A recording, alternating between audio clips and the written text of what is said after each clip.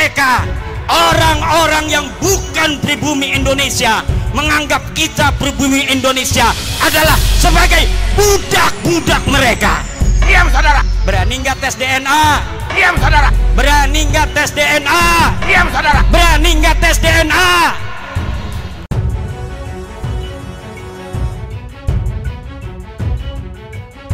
Assalamualaikum warahmatullahi wabarakatuh. Saudaraku yang dirahmati Allah. Para Habib-Habib Ba'alawi nampaknya sudah pasrah dengan apa yang menimpa nasab klan mereka. Kalangan Habib sudah kehabisan cara dan kata-kata untuk menyelamatkan bangunan nasab yang telah mereka bangun selama ratusan tahun. Banyak Habib yang memilih diam, daripada harus bicara yang malah akan mempercepat rungkatnya nasab mereka.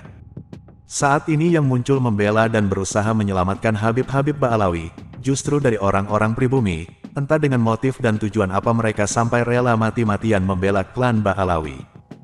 Atau ini memang sesuatu yang bisa para Habib lakukan, dengan memunculkan dan memberi support kepada orang-orang pribumi yang dianggap bisa membantu mereka. Entahlah, tetapi yang jelas yang nampak ke permukaan seperti itu. Kehancuran nasab Ba'alawi sudah tak bisa dielakkan. Saat ini umat sudah semakin banyak yang faham dengan tindakan-tindakan yang tak bisa dibenarkan dari kalangan Habib Ba'alawi. Pembelokan sejarah Nusantara yang dilakukan secara masif dan terencana, adalah bukti kalau klan Ba'alawi mempunyai agenda tersembunyi yang suatu saat nanti golnya akan menguntungkan kelompok mereka.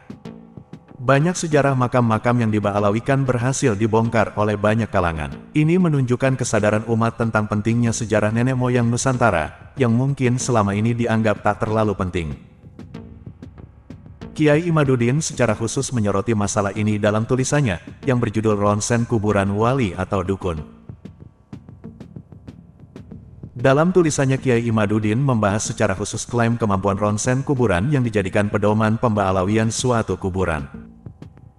Berdusta bermimpi sesuatu, padahal ia tidak bermimpi sesuatu, itu lebih besar dosanya daripada berdusta biasa. Karena, ketika ia berdusta tentang mimpi, maka ia berdusta kepada Allah, karena mimpi merupakan bagian dari nubuwah.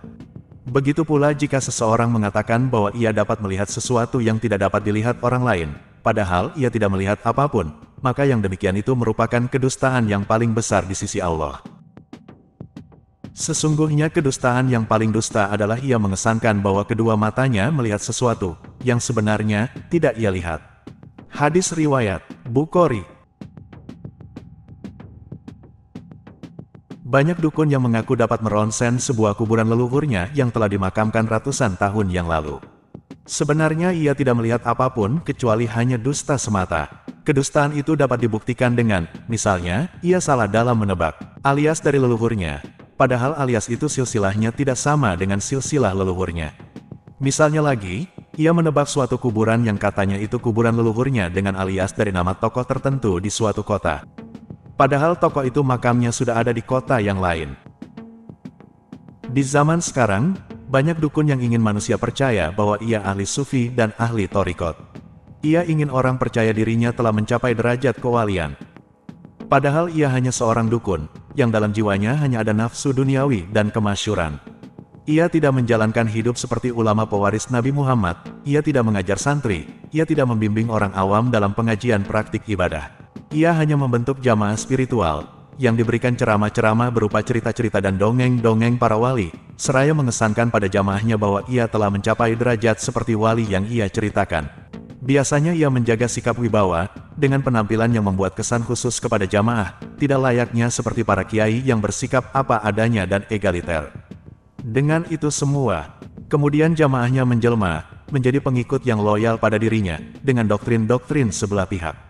Para jamaah ini setiap waktu berharap ia mendapat keberkahan karena mengikutinya. Walau tanpa ilmu apapun yang didapatkan, yang membebaskannya dari kebodohan.